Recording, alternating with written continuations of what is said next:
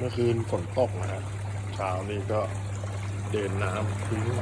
เติมน้ำใหม่ประมาณ10 เซน15 เซนเติมไปแล้วก็เติมเกลือขันนี้ประมาณโลกว่านะนี่ฮะเติมเกลือเพื่อความอร่อย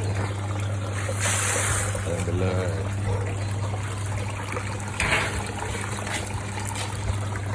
เติมไปความอร่อย2 ขันประมาณ3 โลนะครับลองเอาไปใช้ดูอดอาหารก่อนนะครับอดอาหารด้วยนะหลังจากฝนตกสำหรับบ่อคน100-800นะ